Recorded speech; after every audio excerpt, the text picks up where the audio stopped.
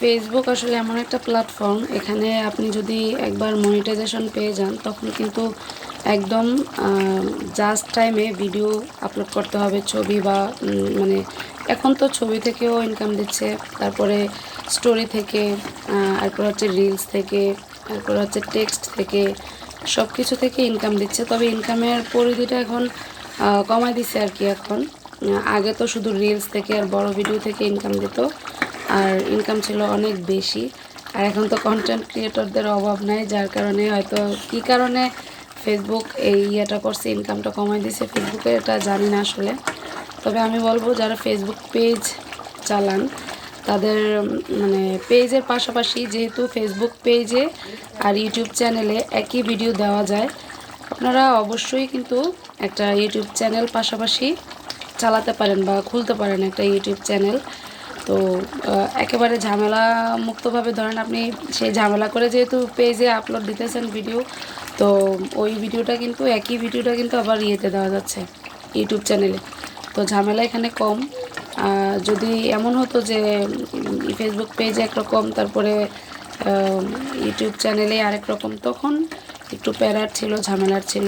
কিন্তু যে জায়গায় একই ভিডিও দুইটা প্ল্যাটফর্মে দেওয়া যাচ্ছে, তো সে জায়গায় অবশ্যই আমি মনে করি যে একটা ইউটিউব চ্যানেলও যদি আপনি খোলেন তখন কিন্তু ভালোই হয়, মন্দ হয় না। কারণ ইউটিউব থেকে আমি মনে করি ফেসবুক পেজে যা ভিউ হয় ইউটিউবের মধ্যে তার চেয়ে বেশি ভিউ হয়, অনেক বেশি ভিউ হয়।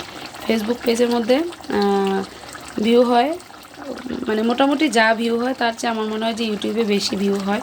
তো এই জন্য আমি বলবো মানে ফেসবুক পেজের পাশাপাশি একটা ইউটিউব চ্যানেল আপনারা খোলেন। ওই চ্যানেলের মধ্যে, পেজের মধ্যে যে ভিডিও আপনি আপলোড করতেছেন ওই একই ভিডিও কিন্তু আবার আপনার চ্যানেলেও দিতে পারতেছেন, মানে ইউটিউব চ্যানেলে। তো আজকে হচ্ছে মুরগির মাংস একটু কষা কষা করলাম, কেমন হয়েছে রান্নাটা অবশ্যই কমেন্ট করবেন। আর ফার্মের মুরগি কিন্তু একটু কষানোটাই ভালো লাগে। দেশি মুরগি হলে, দেশি মুরগিতে তেল থাকে অনেক বেশি, তো ওইখানে দেখা গেছে যে একটু আলু দিলে কয়েকটা তেলটাও একটু টানে আর খেতেও ভালো লাগে গরুর মাংস, তারপর হচ্ছে দেশি মুরগিতে। তবে দেশি মুরগিটাও ভুনা ভালো লাগে, এক এক রান্নার এক এক টেস্ট, মানে ভুনা করলে একরকম টেস্ট, তারপরে আলু দিয়ে রান্না করলে একরকম টেস্ট আর কি।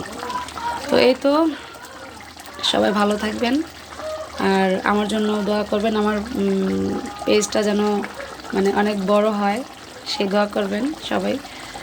আর সবার সুস্বাস্থ্য কামনা করে এখানেই বিদায় নিচ্ছি। সবাই ভালো থাকবেন। আল্লাহ হাফেজ।